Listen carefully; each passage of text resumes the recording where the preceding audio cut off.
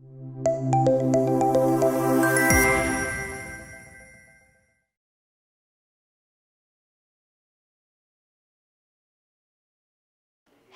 everyone, wishing you all a very pumped up morning as we, ArdorComm Media Group, welcome you all to one of the biggest higher education and EdTech Conclave and Awards, reimagining Southern India as the higher education and EdTech hub of the country, presented by Knopf Sealing Solutions and powered by Monet Live. The 5 South Indian states, Karnataka, Telangana, Andhra Pradesh, Tamil Nadu, and Kerala, known for their breathtaking and mesmerizing scenic beauty, vibrant and rich tradition and culture, now also fosters India's largest and fastest growing education systems for higher education. And today, ArdorComm Media feels honorable to invite higher education leaders, innovators, and EdTech experts to share their experiences, ideas, and accomplishments who have helped the growth of education community during the tough times of COVID-19 pandemic. So not taking more minutes of your precious time, let's just dive right into the stream of ideas, thoughts, and powerful motivational drive-thrus. To mark the beginning of this prestigious event, I would like to request you all to please stand in respect of the rhythm that unites us all, and that is our national anthem.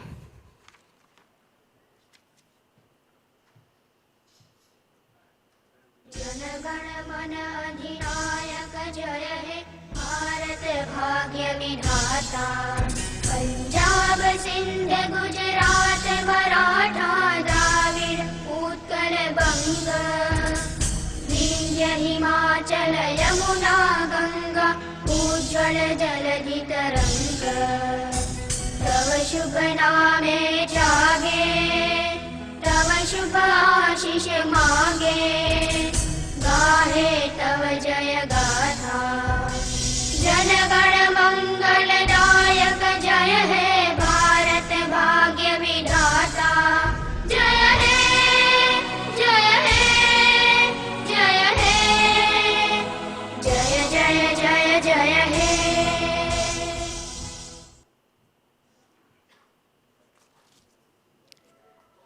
Thank you everyone. Now I would like to request our founder, CEO and group editor, ArdorComm Media Group, Mr. Chandan Anand, to come upon and please share his thoughts and views over the heat Bangalore. So, we are inviting all the key dignitaries, our special guest and guest of honor at the dais, and then I'll start with my welcome, sir. Sure, sir. So, inviting upon our eminent speaker, Dr. Manish Kothari, founder and managing director, ISBR Business School, Bengaluru. Our special guest, Dr. M.S. Shyamasundar, senior advisor, National Assessment and Accreditation Council under UGC, Government of India. Our guest of honor, Professor B. Thimme Gowda, Vice Chairman, Karnataka State Higher Education Council, Government of India. Our chief guest, Shri Dr. Ashwath Narayan CN, Honorable Minister of Higher Education, IT and BT, Science and Technology, Skill Development, Entrepreneurship and Livelihood, Government of Karnataka. And last but never the least, our Chandan Anand sir, founder and CEO, Group Editor, ArdorComm Media Group. And we would like to call upon Dr. Madhur Gupta, Dean St. Francis Business School, Director, St. Xavier's College, Bengaluru. Vadakkam, Namaskaram, good morning, Namaste to one and all. I, Chandan Anand, founder, CEO and Group Director of ArdorComm Media, welcome all the eminent guest speakers, our partners at this lovely morning in Bengaluru. As Tarushi rightly said that we want to present the Southern India as one of the higher education destination and EdTech destination of the country. Hence our vision and the mission of uniting under one roof in today morning was to bring key people from higher education space from the 5 southern states of India and plus Goa as well. ArdorComm Media is a growing media house in India and is glad to announce the Higher Education and EdTech Conclave and Awards 2022 as the physical event in Bengaluru today. The 5 South Indian states, Karnataka, Telangana, Andhra Pradesh, Tamil Nadu, and Kerala are known for their breathtaking and mesmerizing scenic beauty, vibrant and rich traditional culture. With this higher education in southern India is one of the largest and fastest growing education system in India. Strong governance policy, academic and physical infrastructure with financial resources have played an active role in improving the quality of teaching, learning, and employability outcomes. Literacy rate and per capita income are much better than the other states of the country. A recent survey I was just witnessing, just to prepare my welcome speech today, I went through one of the articles of Times of India where one of the organization, NSSO, has done a research and how it states that education may be priceless.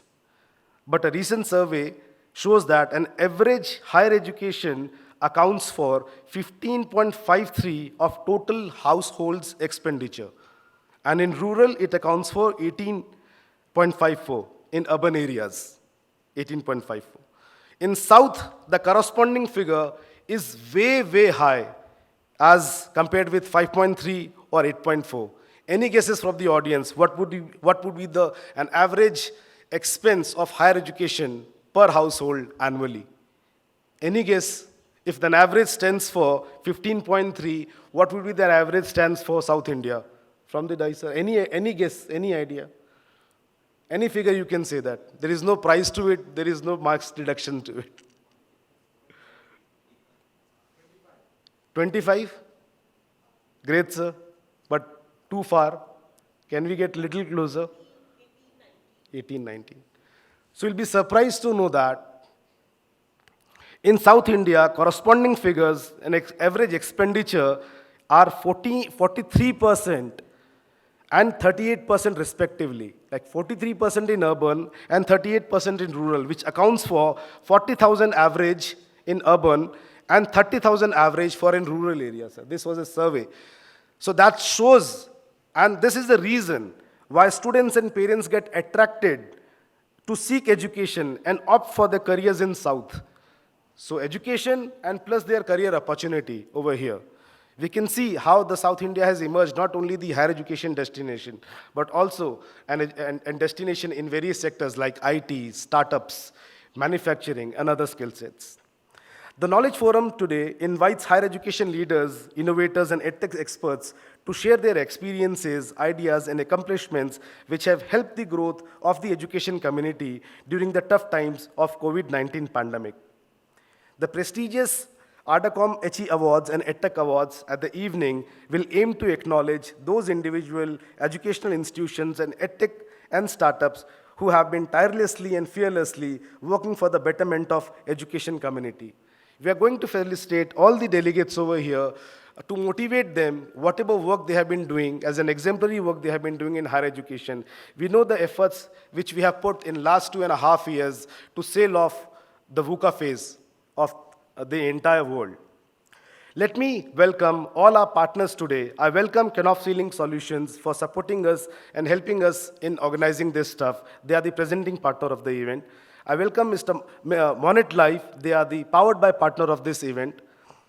Mastersoft, Teachment, Sunstone, True Scholar, Anthology, Extra Edge, Finance Peer, Jodo, Lead Squad, Pearson View, SAS, SmartQ, Video Shipper.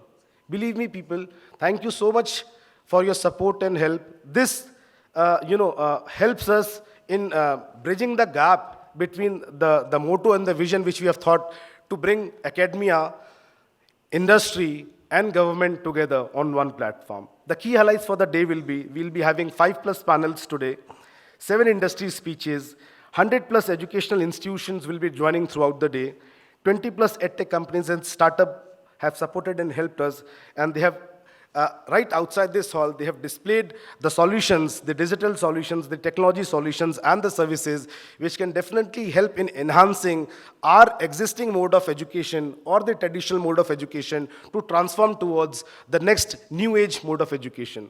So whenever you get time, this is my appeal and request to everybody, kindly give your 5 minutes time to each and every stall. So let them just explain you and let them also understand from you how are you expanding your digital vision of your institution. So this constitutes an amalgamation of government, industry, and academia, as I said. Our effort is to lower the gap and increase the opportunity of networking and collaboration.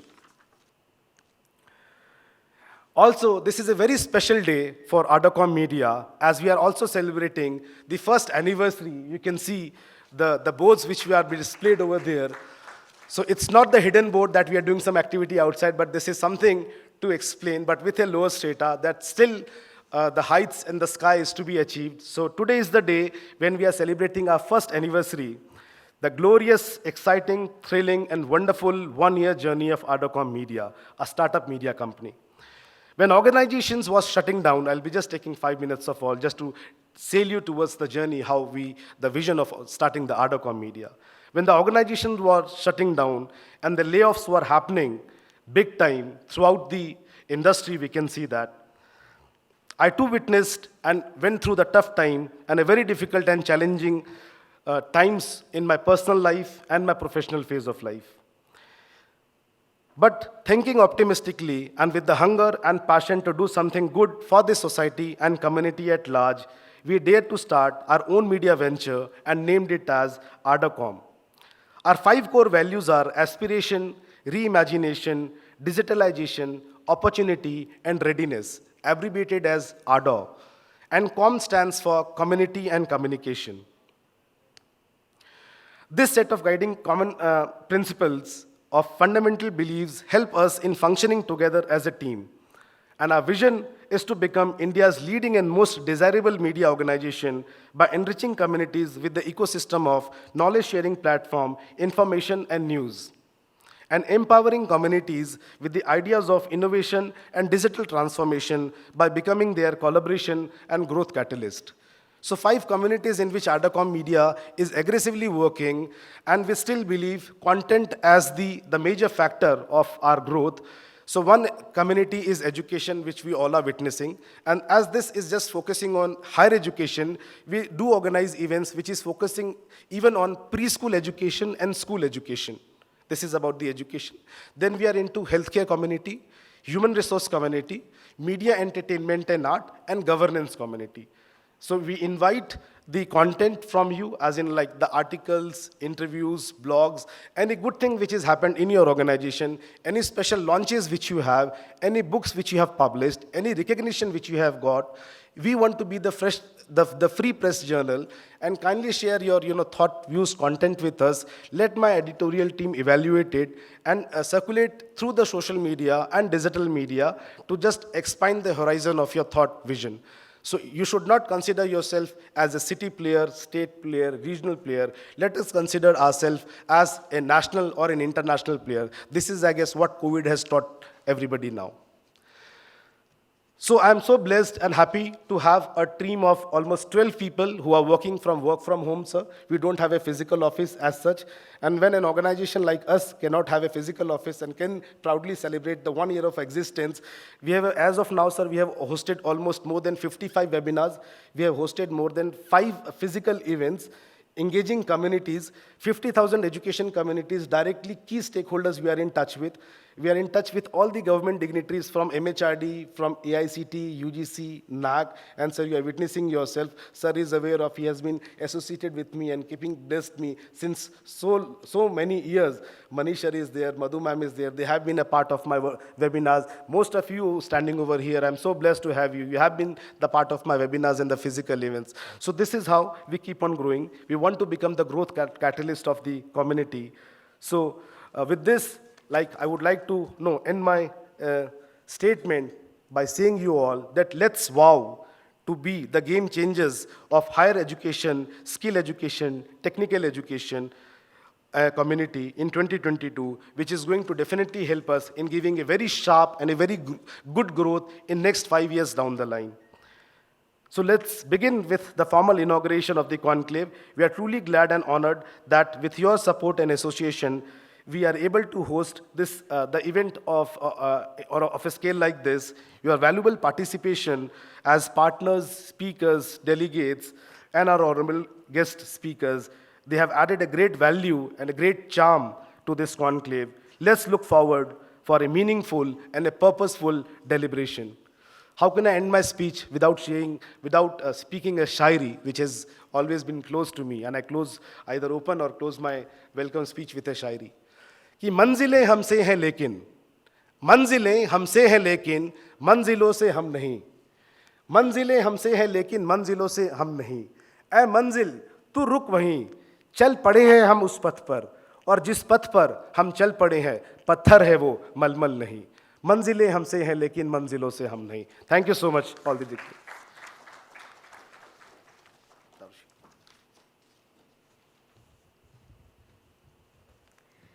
Thank you so much, sir, for your such motivational words.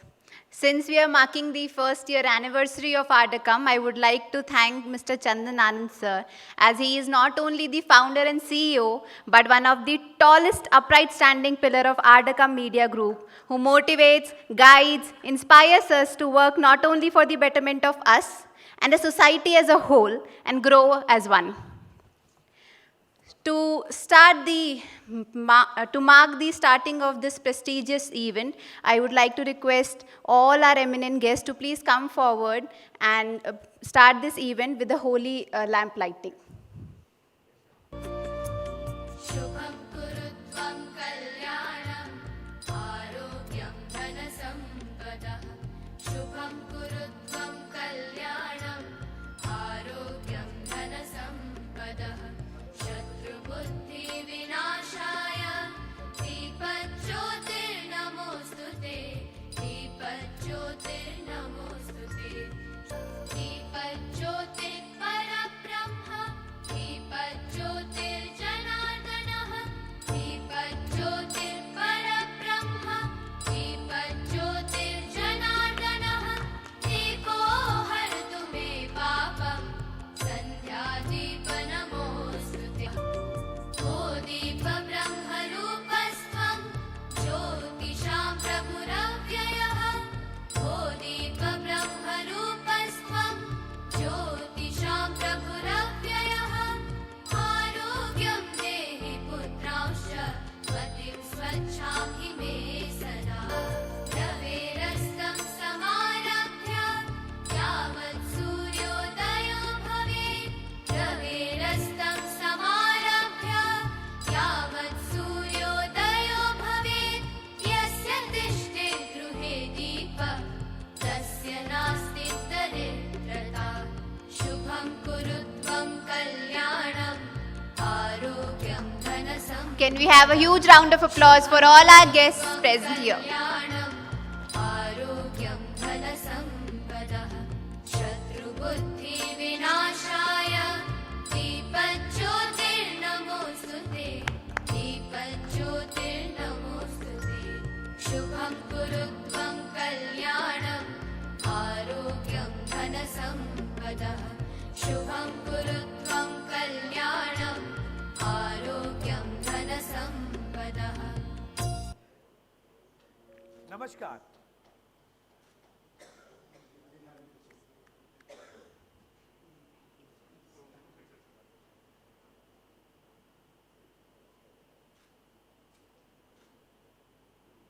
Yeah. Now, we would like to felicitate all our guests with the bouquet of flowers. I would request Chandan sir to please come forward and please give the token of appreciation that to Professor B. Thimme Gowda sir, who is Vice Chairman, Karnataka State Higher Education Council, Government of Karnataka. Moving ahead with our special guest, Dr. M.S. Shyamasundar, Senior Advisor, National Assessment and Accreditation Council under UGC, Government of India. Our eminent speaker, Dr. Manish Kothari, Founder and Managing Director, ISBR Business School, Bengaluru.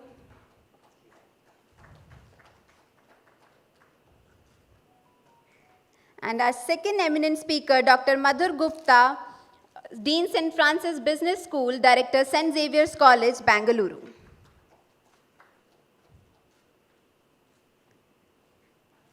Thank you so much, sir. Starting with our inaugural session, the topic for which is our theme itself, reimagining higher education in 21st century workplace, expanding boundaries of education, skill, and employability. Over to you, sir. I would like to first invite Dr. Manish Kothari, who is the founder, managing director, ISBR, for his welcome remarks or opening remarks, which is going to sync with the theme of this event. Manish Kothari, sir.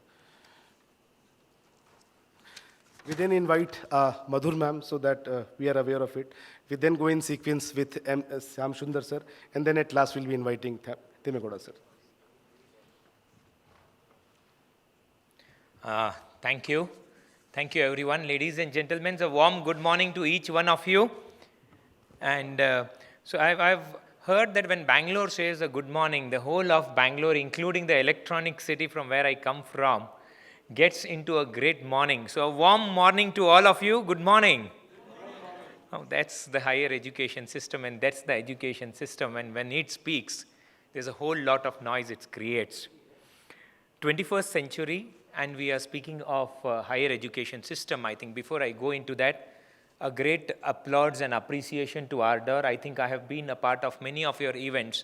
The quality of your events and the quality of the themes that you have brought about have been amazing, inspiring, and right when it comes to the present era. So good work, keep doing the good work. Education system requires such teams to see that the unit comes together, deliberates, discusses, and the best comes out of us so that it passes on to the next generation. So appreciate Ardor and on their completion of 1 year.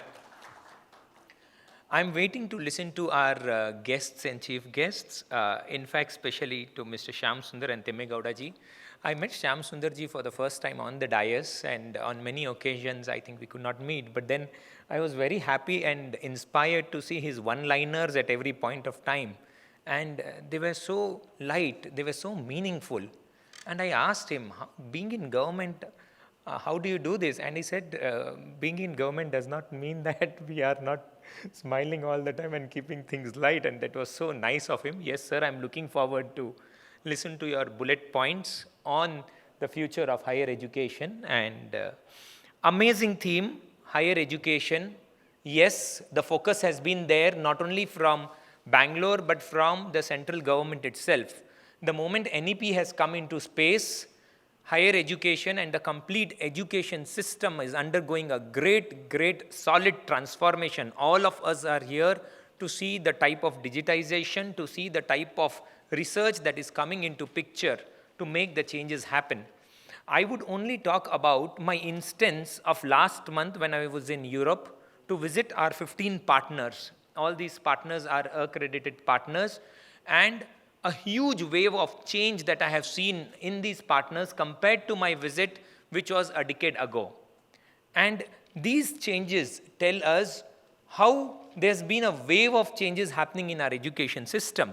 In fact, not only in India, but across the globe.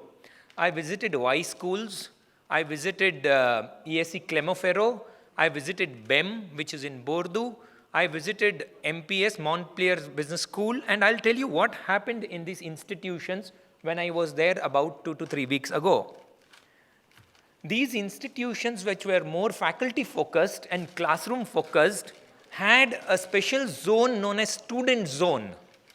A student zone was a lounge of this size of capacity, and there were about 8 or 9 different types of sofas kept.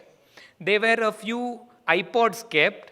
There were a few digitization systems kept, and when we entered that room, we could see one student with the earphone on and playing some music. There was one sofa like a snake style, and there was one student sleeping over it with a book in hand and reading that book.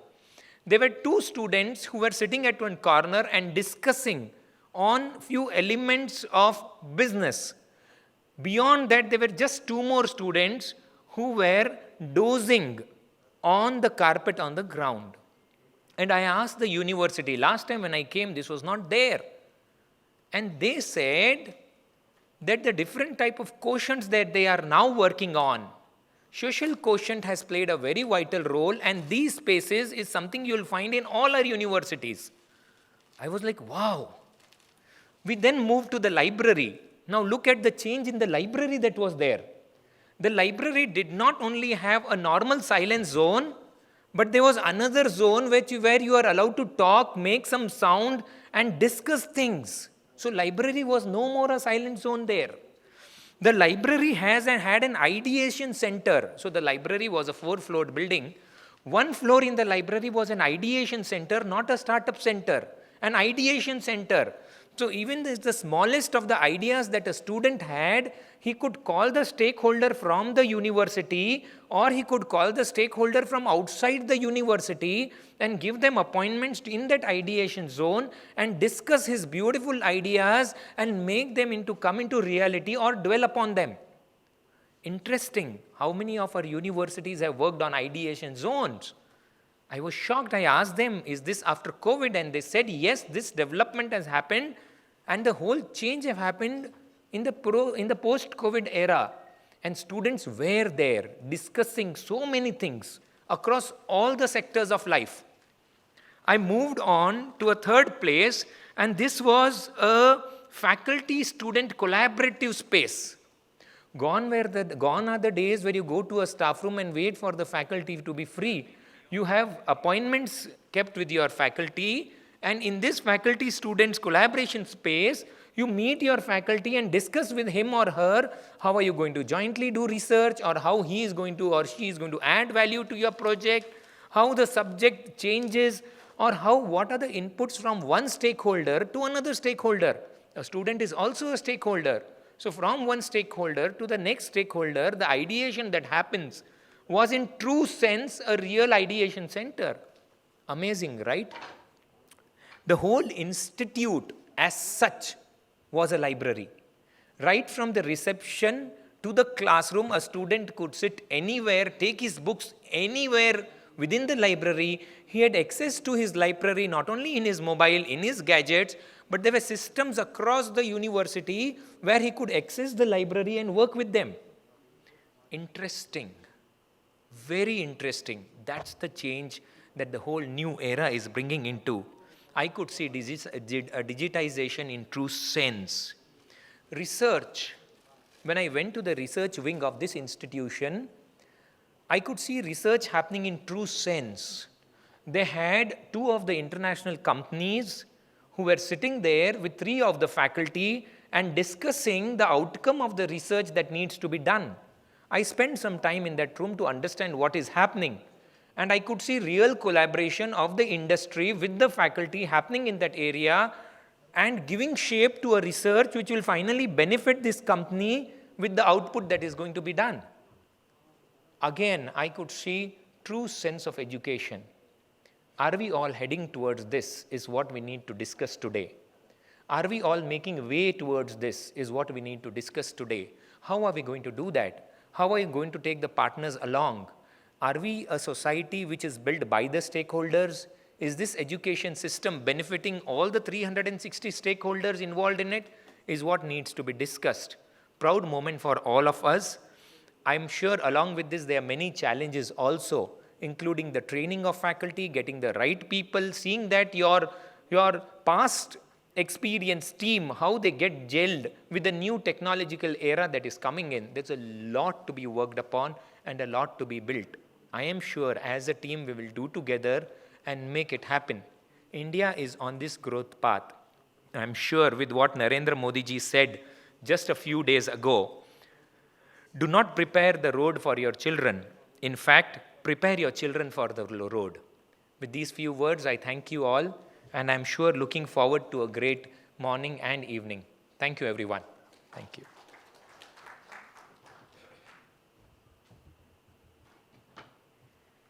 Thank you so much, sir, on focusing on the fact that not only places where we build the ideas, but the ideas are the main focus of today's growth and generation. Next, I would like to call upon Ms. Madhur Gupta, ma'am, to please come forward and share her thoughts on the idea.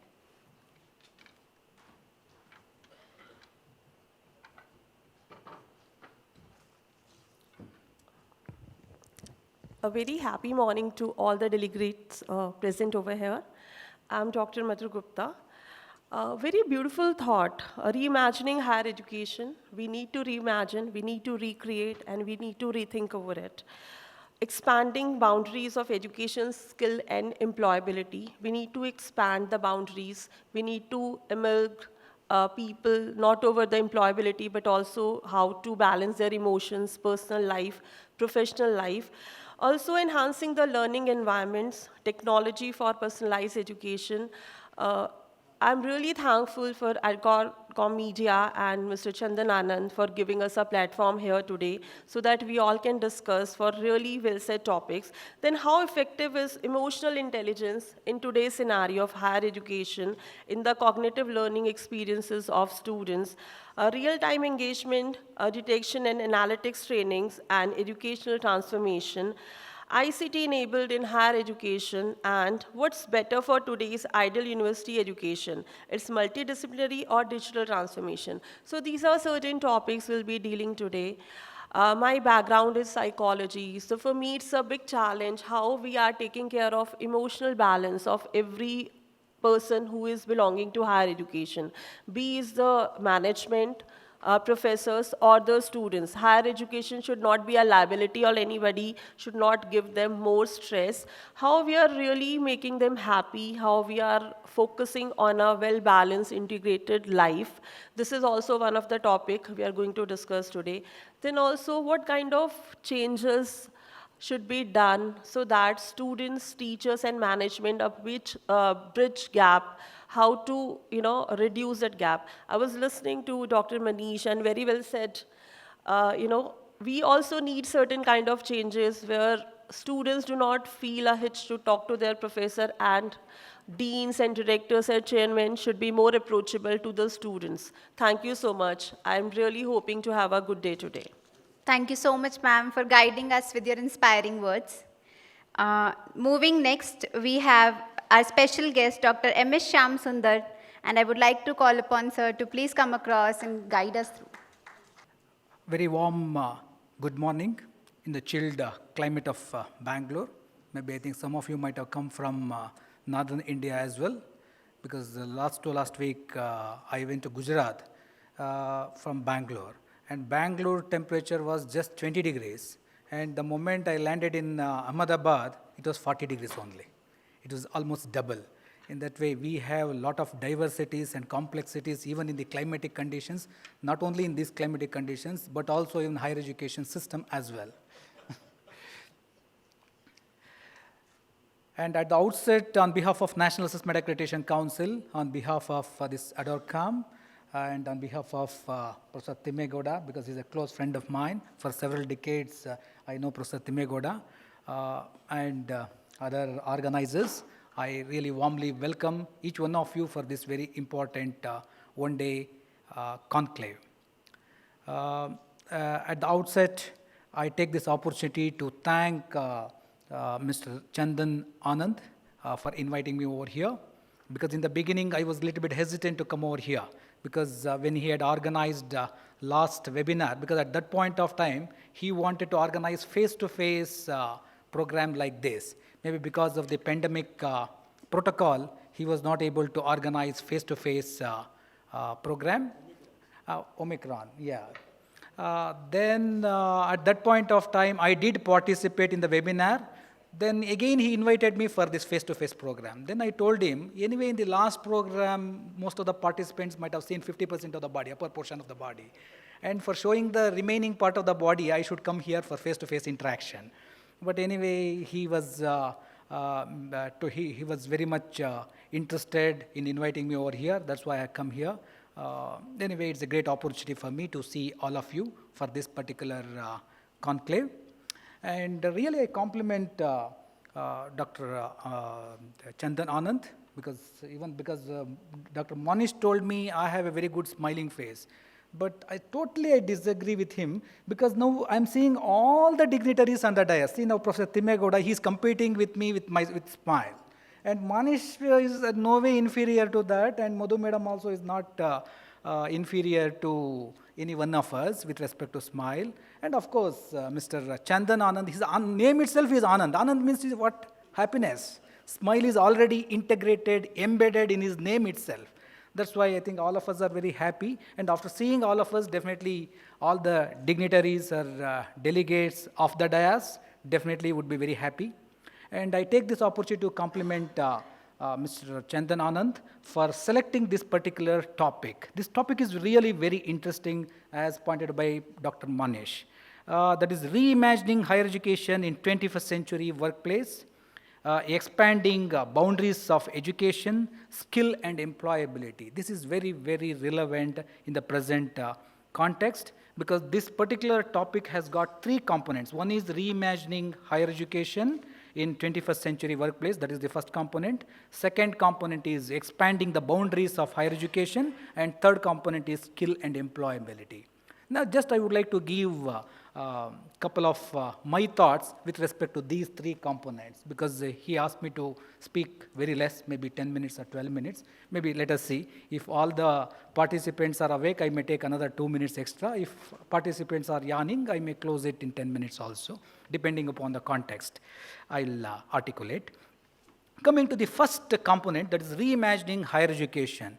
This is very, very important, because in the higher education system, we have to learn, unlearn, and relearn. If we do not have this type of attitude, definitely higher education system will be meaningless. That's why we had to reimagine the higher education system, and also workplace, because now workplace is totally different. It has got a different definition altogether.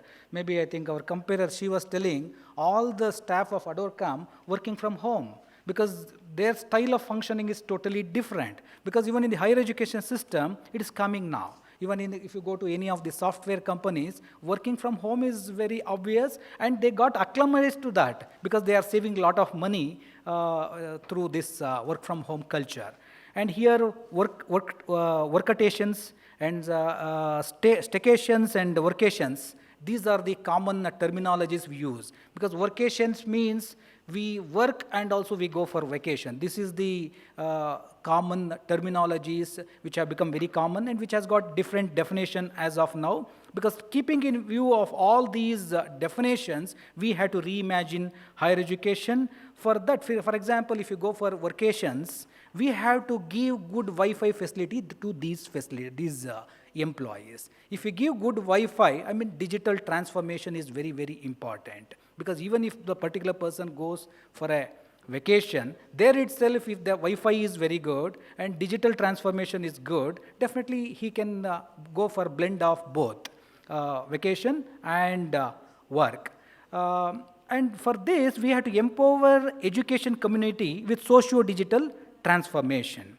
And for this, we have to go for blended learning, because even if you go to Sri Lanka, now there is a good deal of crisis in Sri Lanka, because now, as all of you know, all schools and colleges in Sri Lanka have been closed, but still education is going on. Do you know how? Because of online learning. Maybe because of pandemic, we got used to this type of online learning, and it's in the government setup, we have not heard about this working from home culture itself. Because even in NAAC, we had not organized not even a single webinar in the history of NAAC. But in the pandemic, do you know how many webinars we had organized? More than 2,000 webinars in different parts of the country. The two by a government body. And all of us did work from home just like ArdorComm. In that way, I don't find much difference between private setup and the government setup. Even Manish was telling, in the government setup, people may not smile so much. But I'm also in the government setup. And NAAC is here to help all the higher education institutions, to facilitate all the higher education institutions to achieve minimum quality assurance. Because a person like Shyamasundar is very friendly. I think I'm not grim. And also, we don't want to scare any of the higher education institutions. And we want to motivate all the higher education institutions to come forward for the process of assessment and accreditation. And in NEP, National Education Policy, multidisciplinary approach also is coming up, because multidisciplinary higher education institutions are going to come. In the state of Karnataka, already this type of universities have been established to some extent, and our Honorable Vice Chairman, because he was the Vice Chancellor of Bangalore University, later Panchayat Raj University also he was the Vice Chancellor.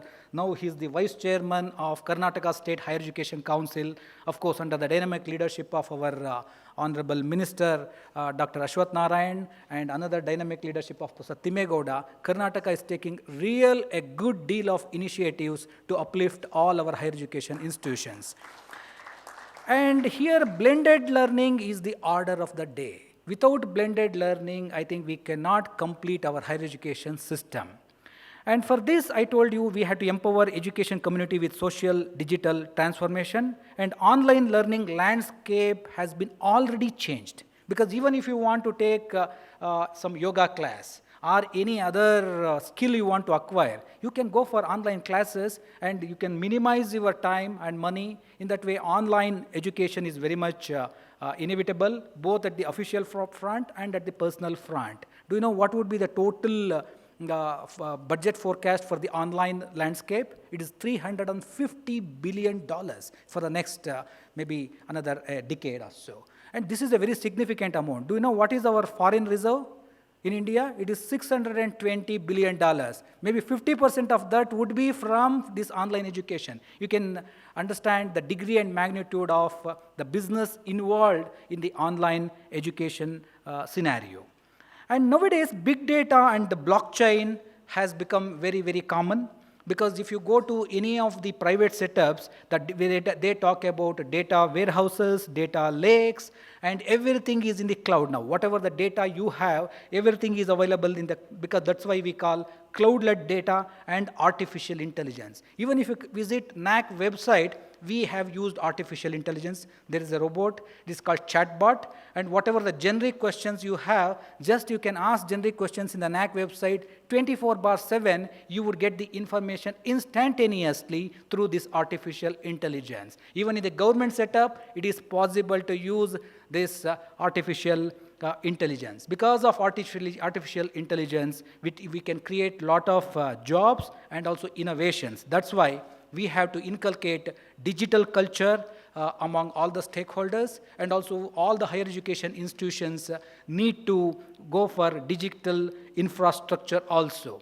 To create digital infrastructure, two important things are very much essential. One is technology partnerships, and planned financial planning is very much inevitable, because regular infrastructure can be understood by anybody and everybody, but digital infrastructure would be appreciated only by the computer literate people. But nevertheless, this is very, very important. Without this digital infrastructure, it's very difficult to handle any higher education system now. Even if you go to any of the government setups, because of non-digital infrastructure or inefficient digital infrastructure, most of the citizens would suffer. For example, if you go to sub-register office, maybe for your land registration or site registration, if you have to wait for maybe 4 hours or sometimes on a particular day, the server may not work. Then you have to come on the second day. Or if you go to any of the banks, server might be down. Then your job would not be done.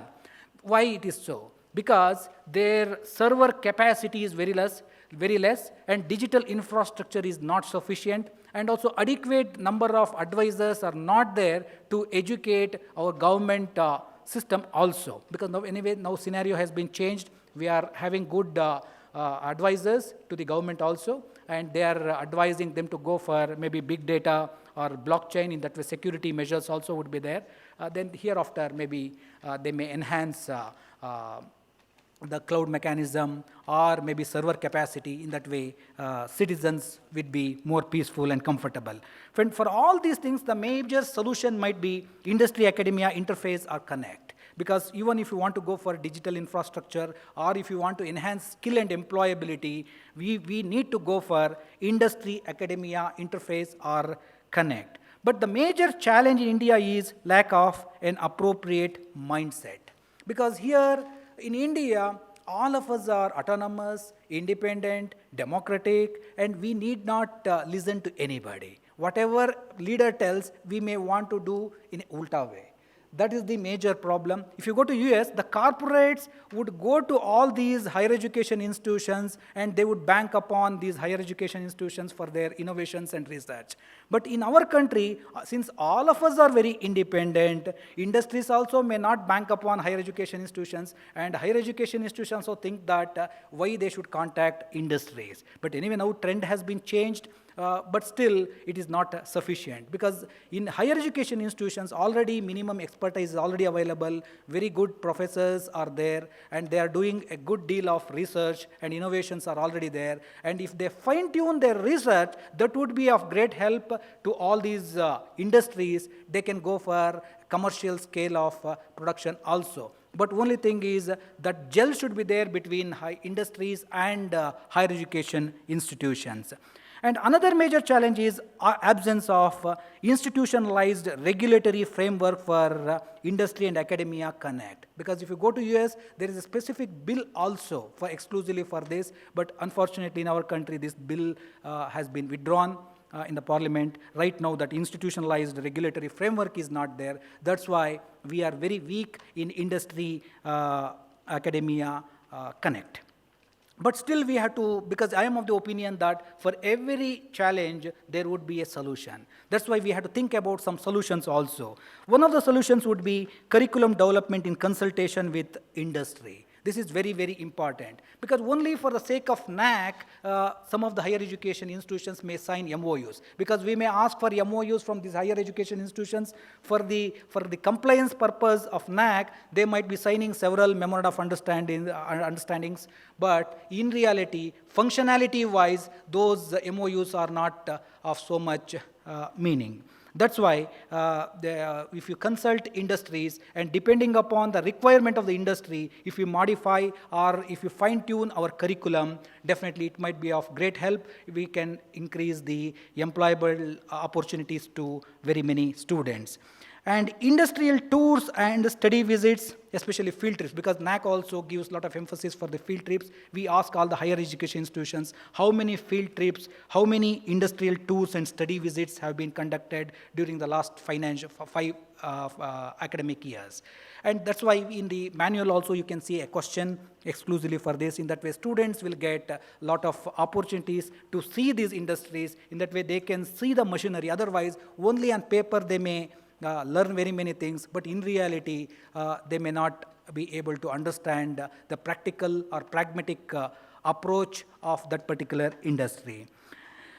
Then faculty, students, and staff exchange is very, very important. Even in NAAC, we ask for collaborations and linkages which have been established by higher education institutions with the industries. In that way, if higher education institutions exchange their faculty with the industry, maybe for a specific period, because these subject matter specialists will go to the industries, and industry also would be benefited to the greater extent. At the same time, even industry experts also can come over to the higher education institutions, and based on their experience, and if they give live demonstrations to the students, definitely students would be very much helpful, and students also can go for internships or on-the-job training. In that way, based on the experience shared by these industrial people, experts, definitely students would be benefited when they go for on-the-job training. And this is also is very much emphasized by NAAC's revised accreditation framework. And another solution might be establishment of incubation centers and research parks. This is very much important. Again, for the sake of NAAC, many higher education institutions are establishing these incubation centers. In that way, they can incubate very many startups. For example, this ArdorComm is also one of the media startups. See, now within a year's time, definitely they have done a terrific job. In the same way, even other startups which have been incubated by higher education institutions also would do wonders. That's why we have to give more emphasis for this incubation centers and research parks in the university setup. Even I would like to give one example. Just one university in US, that is University of Berkeley, incubated more than 700 startups, and that is more than all the startups which have been incubated by all the higher education institutions in our country. That means one university is much superior than all the other higher education institutions in the country. That's why when one university in USA can conceive this type of idea, why not all our higher education institutions in our country? And another solution would be evaluation system, because whatever the memorandum of understandings we sign, higher education institutions sign with industries, that should be evaluated. How many would be functional and how many would be defunct, and in what way they can go for corrective measures. In that way, there should be a mechanism for evaluation. And that's why higher education institutions emerge as a fertile ground for innovation and entrepreneurship. Anyway, now I think I have to wind up, because Chandan Anand also is keeping quiet, but it doesn't mean that I should keep on talking. I should wind up here, maybe by telling the sentence that digital culture and entrepreneurial culture should be inculcated among all the stakeholders to produce employment-ready workforce with appropriate skills. And once if we do it, definitely whatever our Honorable Prime Minister says, Digital India, Startup India, for all these things, we should not go only by the Prime Minister's sayings, because each one of us should act like Modis, because one Modi may not be sufficient for 1.4 billion population. Each one of us should think that we are all Modis, or we should facilitate the ideas conceived by our beloved Prime Minister. Then only our country would progress very significantly. Otherwise, in every university, we may think that only Vice Chancellor should do, why I should do, I am only an assistant professor or associate professor, that is not my job, why I should conceive new idea, why I should go for research, innovation, all these things. Then definitely it will not be, because if you ask Vice Chancellors may think, no, only our Education Minister is there, he has to take care, and Education Minister thinks that Chief Minister is there, Chief Minister thinks our Prime Minister is there. In that way, there is no end. We will go for only a blame game. That's why instead of going for a blame game, each one of us should take a good deal of initiatives. Definitely, each one of us can contribute significantly if we mind. That means where there is a will, there is a way. That's why each one of us has got a good deal of responsibility. Once if you do this responsible tasks in our own higher education institutions, definitely our country would be a developed nation in the near future. And I heard that several higher education institutions representatives are here, and I'm very much happy. This one-day conclave would be very meaningful and helpful to all of you. And whatever the knowledge you gain in this particular conclave in a day's time, I request each one of you to spread this message in your respective fields. That means in industry and higher education institutions. In that way, sharing knowledge is very much helpful. It is just like lighting the lamp from one light to another light. It is just like that. In that way, you take this responsibility and exchange your ideas with other stakeholders. Anyway, I wish all the higher education institutions who are participating here all the very best to reach the pinnacle on the plateau of higher education. Thank you very much, and thanks for your attention.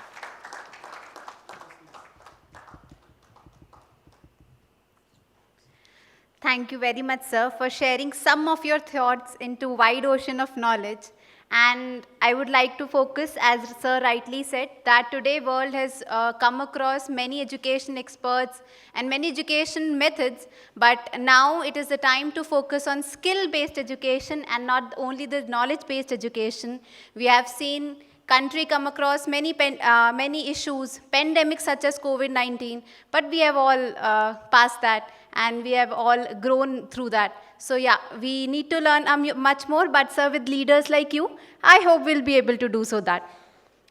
So moving on, I would like to call upon Professor B. Thimme Gowda, Vice Chairman, Karnataka State Higher Education Council, Government of Karnataka, to please come across and guide us.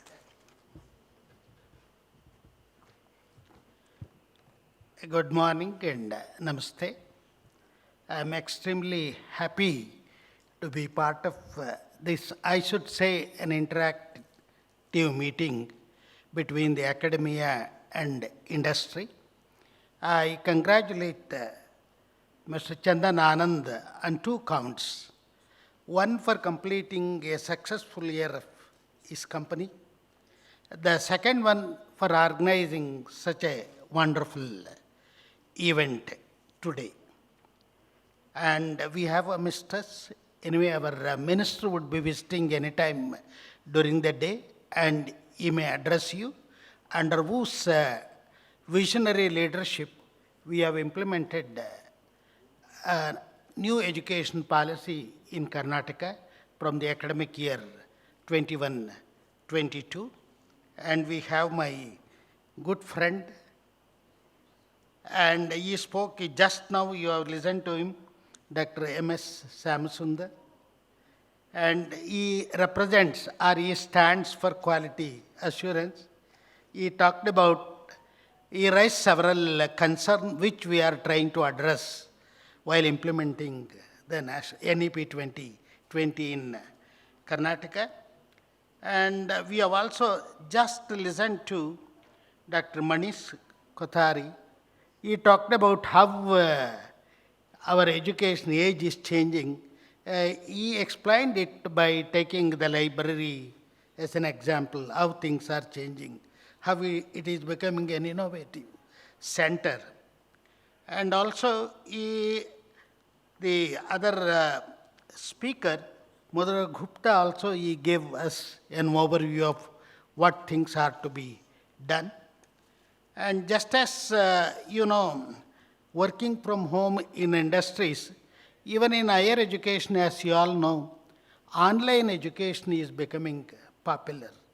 Now, more or less, it is becoming order of the day. But I should emphasize, there is no substitute for one-to-one interaction. That would be more effective. I don't know, things may change in the years to come, but there is no substitute for it. And of course, whatever may be the extent to which you have online education, direct contact would always, it's much more effective than other aspects.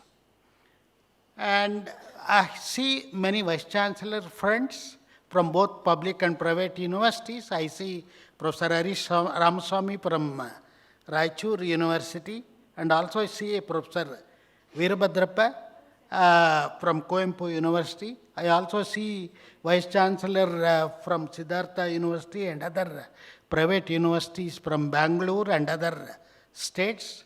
And more than ourselves, anyway, we have to meet and do it. Our job is, my good friend talked about the industry academia connect, or industry academia interface, how it is happening elsewhere, abroad in developed countries. Why not it is not happening here?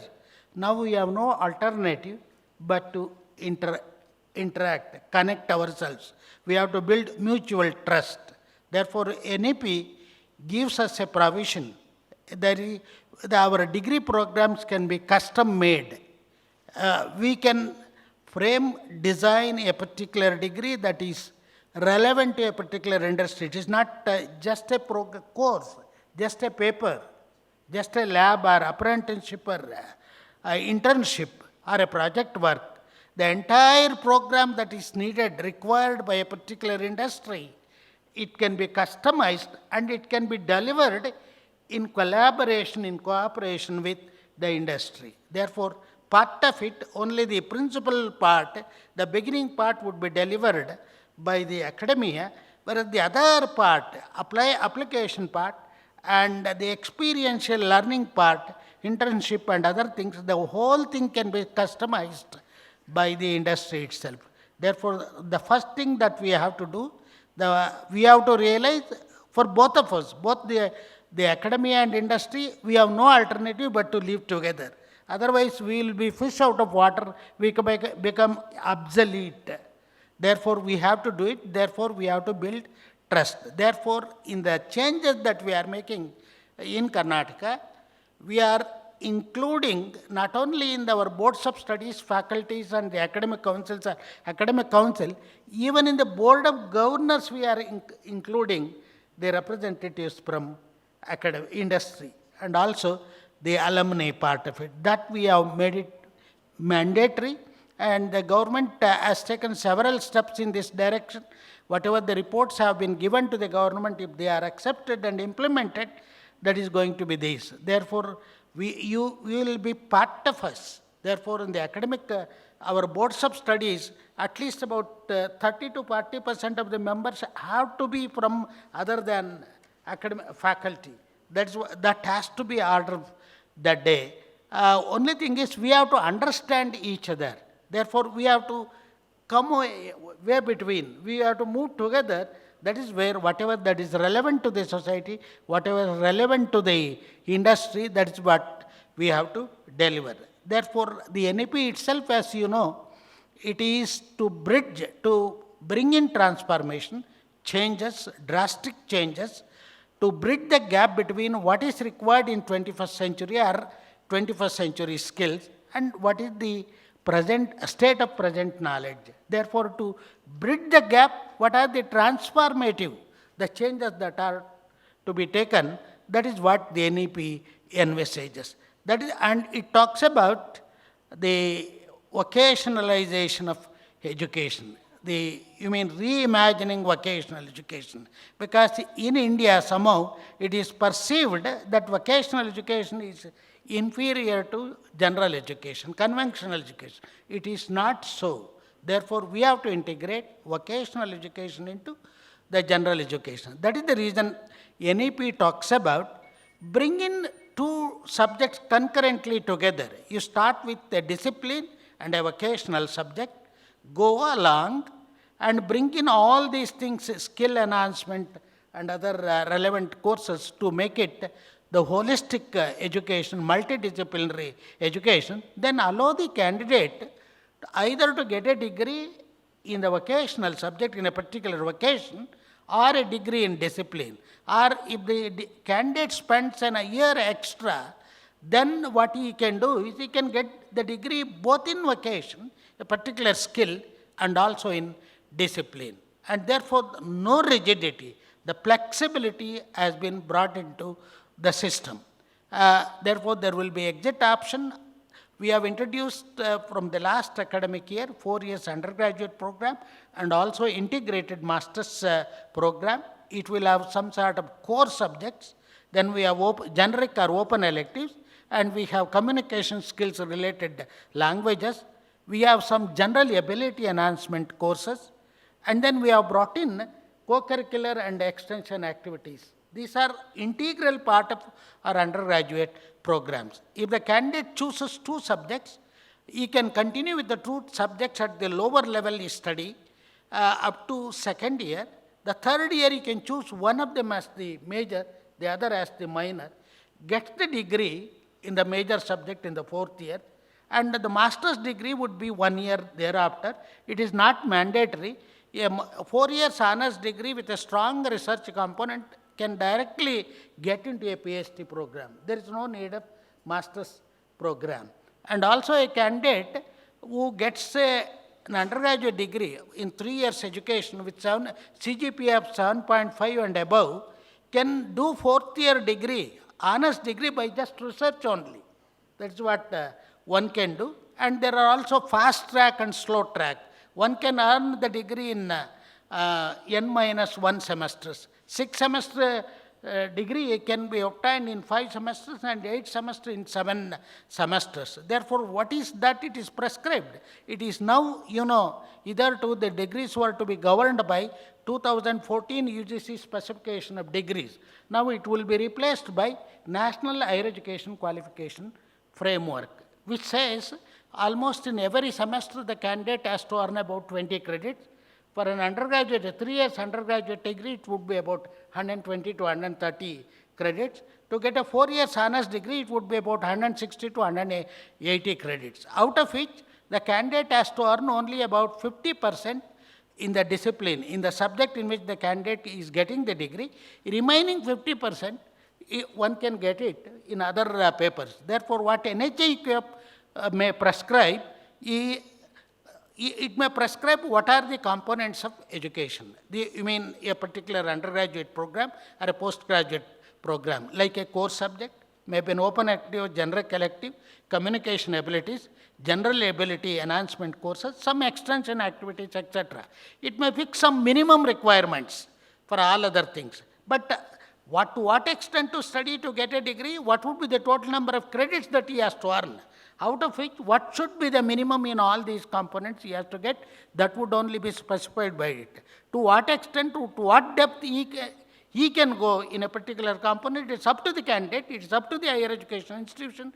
Therefore, it depends on how you guide the candidate. There is a lot of flexibility built into it. If a candidate exits after 2 semesters with a certificate, undergraduate certification we say, after earning about 20 plus 20, 40 credits, the candidate has to undergo another 10 to 12 credits course, out of which some 4 to 6 credits for particular skill or vocation or part. Remaining 6 credits, it has to be earned from internship or part. Therefore, that is what it has to be done. Therefore, we give experiential learning the lot of weightage to it. Therefore, the internship or apprenticeship in the 3rd year and 4th year, it is an integral part of it. It is the mandatory requirement of all undergraduate programs. And in addition to that, there will also be a research component to an extent about 15 to 18 credits in the 4th year. Therefore, you will also be allowed to identify a problem, identify a problem in consultation with a guide, get all research methodology course, and then do a significant research project in the 4th year for about 10 to 12 credits. Therefore, it has to carry about 15 to 18 credits. Then only the candidate can get into this. Then there again, just as like you have slow track and fast track, that one need not have to get the degree in just 3 years or 4 years. One may get the degree in the fast track, or one may get 3 years degree in 6 years, 4 years degree in 8 years.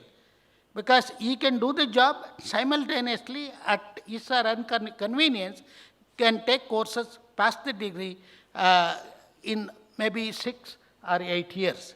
Likewise, now the online education is treated at par with the regular education. Therefore, all educational institutions which have the NAAC grading of 3.26 and above, or NARF ranking below 100, at least 2 consecutive times, they are allowed to conduct online programs if they are already conducting regular programs in those subjects, that is in subjects without practicals and in subjects with visual practicals. They can conduct, they are treated at par with that. Therefore, the blended learning has become part of it. Even in the on-campus courses, a course can be taught in blended mode. That is the prize. And an academic bank of credits. Therefore, like the regular accounting, we have the academic bank of credits, etc. Likewise, the lot of flexibility has been brought into the system. Therefore, in Karnataka, we have made certain courses like you talked about artificial intelligence, cyber security, and digital literacy. All those things we have made it mandatory for all the undergraduate programs. In addition to the discipline the candidate chooses, he has to study all these aspects as an integral part of the program. In addition to that, we have brought in financial education and investment awareness sort of course.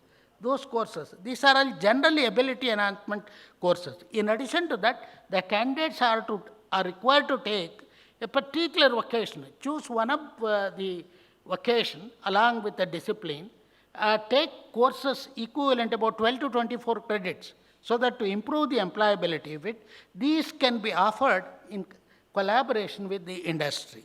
Therefore, all these things are to be worked out in consultation with the industry. And in addition to that, we have also introduced apprenticeship embedded programs as per UGC guidelines. Therefore, the candidate will spend 1 to 2 semesters with the industry with apprenticeship. Therefore, it has to be done in collaboration with the industry. Probably the industries may come forward, choose the right people, provide them some stipend sort of thing, and if they are good, you are free to adjudge them, because the credit part that you have to, you are going to assess for the embedded apprenticeship aspect. Therefore, eventually it will be evaluated, and this we have introduced in 3 universities to begin with, and it has to be order of all the universities. All the universities have to introduce this type of programs, and in Karnataka, all the universities, hitherto we used to have only postgraduate programs and PhD programs in the postgraduate departments in the university campuses.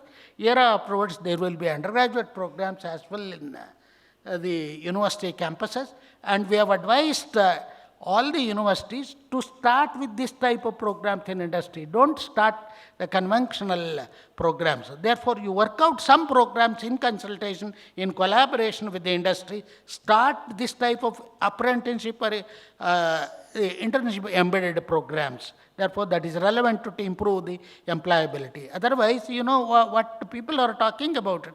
Our degree certificates have remained on paper. They are not employable. Therefore, the main stress will also be on employability of graduates. And therefore, in order to do that, there are so many challenges, The main thing is the faculty would be the heart of all these programs. Therefore, their mindset has to change.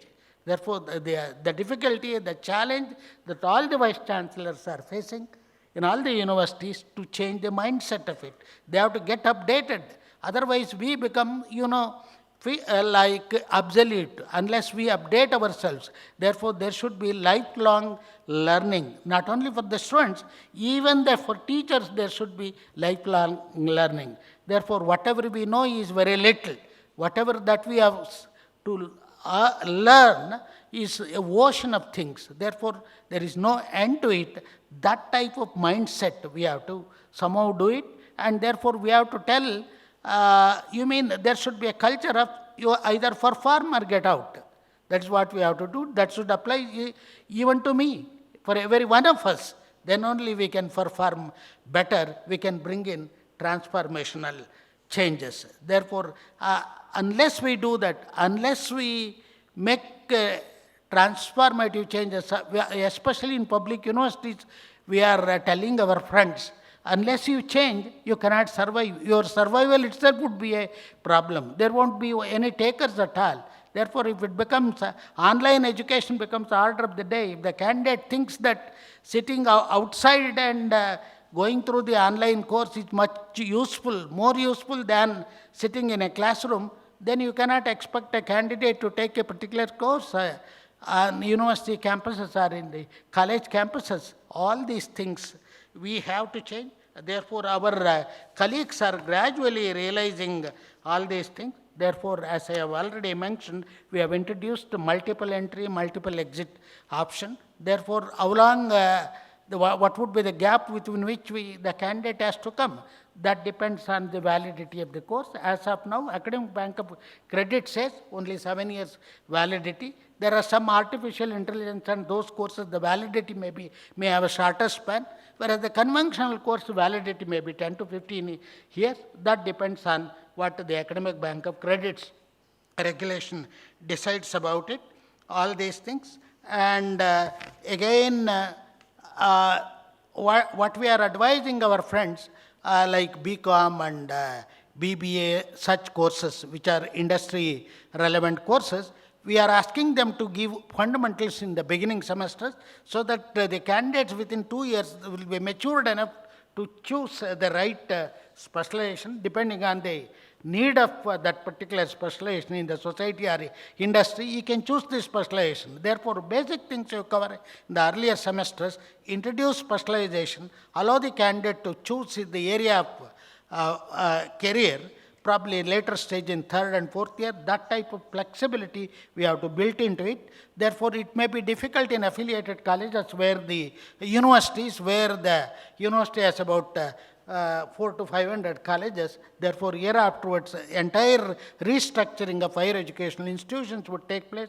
As you all know, there will be only 3 kinds of universities: research-intensive universities, teaching-intensive universities, and degree-granting autonomous colleges. Within next 15 years, there will be only these 3 categories of universities instead of all different categories of universities that we have at present. Those who cannot rise up to at least to the level of degree-granting autonomous colleges, then they have to become constituent colleges of the universities, or there should be clustering of universities. Unviable colleges would disappear. Therefore, these institutions should have a minimum student strength of about 3,000. Therefore, all existing higher education institutions, what they have to do it? First, they have to become multidisciplinary, then achieve the student strength of 3,000, and then improve the NAAC grading quality assurance part. and then improve the quality of teaching and research. Therefore, then you have to fulfill the requirements set by the National Regulatory Authority to get elevated, to upgraded to at least degree granting autonomous college.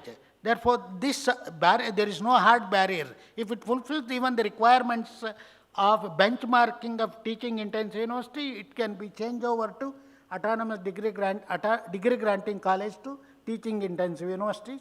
Further, if it improves, it can change over to the other, the top category of the university, research intensive universities. The research intensive university is one which gives equal emphasis for teaching and research. The teaching intensive university is one which gives emphasis on teaching, but at the same time it conducts significant amount of research. Whereas the autonomous degree granting college, it's like a mini university. It will have all the powers of the university. Its emphasis would be an undergraduate, 4 years undergraduate teaching at par with global undergraduate degree. It is not barred from conducting PG and research. Therefore, all these things it will have. All restructuring is going to take place. The teachers and higher education institutions in Karnataka will get autonomy. Therefore, the committees have already submitted reports to the government. Therefore, the governance of the universities would change. The universities will have full autonomy, wherein it will contain only the experts and people from industry who would govern, including the appointment of the Vice Chancellor, the nomination of members of BOG. Therefore, that would be empowered, and the teachers would be given freedom in such a way that if a teacher is teaching a particular course in a classroom, if he finds that whatever that has been included is not relevant, it should have been included. If I were to include something else, would have been better. That would be in the interest of the student. Then he or she can change it then and there itself, get it ratified. That one has to do it in consultation with the particular board of studies, get it ratified by the particular university. To that extent, the teacher would have the freedom, autonomy, in addition to the institution. Likewise, if I am given an opportunity, I can speak hours together, and he has only given me about 10 minutes. I don't know, probably I don't want to continue further. Likewise, this can be discussed, all these aspects in specialized meetings. Therefore, instead of monologue, it is always better if you have interaction, answer your questions and understand the situation and other things. Therefore, to make our undergraduate education and postgraduate education, research, etc., more relevant, the Karnataka has taken several steps. In that way, I must congratulate our Honorable Minister for ably leading all this transformation, and only because of his visionary leadership, you have been able to implement the NEP as first state in the country. The credit should go to our minister and all the vice chancellors and the faculty who cooperated with us in implementing it with all these things. It is not just an hurry-burry we have introduced. We have gone through several committees, and even now there are functioning about 45 subject committees which are drafting model curriculum in a different subject. Those are being provided. We are passing them on to the various universities. We are not compelling any university to adopt whatever we give them, but more or less the core part of it, they have to retain it in all the subjects, because we have to allow the mobility of students from one institution to the other, not only in the state, but one state to the other. Even international mobility should also be there. Therefore, if it's a course in physics or chemistry or mathematics, a core course cannot be different in Bangalore and in Los Angeles or New York or Chicago. It should be the same core part of the paper. Therefore, that we should have more or less the same, not only in the state, but also in the country and elsewhere. Therefore, then we can have global standard syllabus. When it comes to these skill-based courses, vocational courses, and communication-related courses, open electives, they can have the freedom. Therefore, even the specific electives, discipline-specific electives, depending on the expertise available and also depending on the local relevance, those can be chosen. But in core subjects, the core papers of a particular subject should remain more or less the same. Then we can allow, there will be mobility of our students. credit transfer is allowed. And here again, another advantage of it, if there are 2 core subjects that the candidate has to study in a particular program, the candidate has the freedom to study one in one of the institutions, other in the other institution. If he thinks that the physics is taught better here, the chemistry is taught elsewhere, the candidate will have the freedom to study chemistry there, physics here. Because earn a degree from a particular higher education institution or university, the candidate has to earn only about 50% of credits in that institution. The remaining 50%, it is free to earn those credits from other institutions, from online learning. And therefore, NAP makes provision for 40% of online courses. Whatever courses prescribed for a particular program, up to 40% you can take them online. All these things, whatever there is internationalization of higher education, the dual degree program, some courses candidate can take here, take some other courses elsewhere, get the degree either in a foreign country or this. There will also be a regulation that is going to happen at the national level, so that there will be foreign university campuses will also be there. Some of the select Indian universities may also be allowed to start their campuses elsewhere, outside the country. Therefore, that is where it's really undergoing a transformational changes, and therefore here hands-on experience, internship, apprenticeship, project work, critical thinking, analysis, all these things, innovation, all these things we have to inculcate in our programs. Therefore, whatever a candidate takes a course, that should be useful to the candidate one way or the other. Therefore, it should not take just to fulfill so many credits are to be put in to earn a degree. No. If he takes a course, it should be useful to the candidate one way or the other. Either should improve its awareness, our holistic education part, or improve the employability, or it should, one way or the other, it should be useful in his career or in personal life. Therefore, whatever we offer, it should be useful to the candidate in a way or the other, and there will be drastic changes, transformational changes in the assessment part also.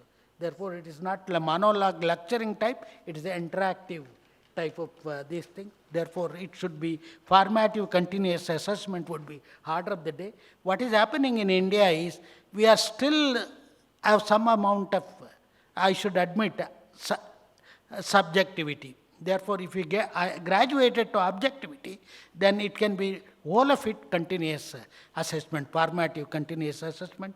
We have to attain that state. Therefore, we have to move towards that. Unless we do it, we cannot survive, we cannot compete with the changing world. I thank again Chandan Anand for giving me this opportunity. I wish him all the best, and I really appreciate his potential for bringing together the experts from industry and academia together to interact with each other, to find out something that is useful to our younger generation, so that we can prepare them to this 21st century world. Thank you, one and all. Good.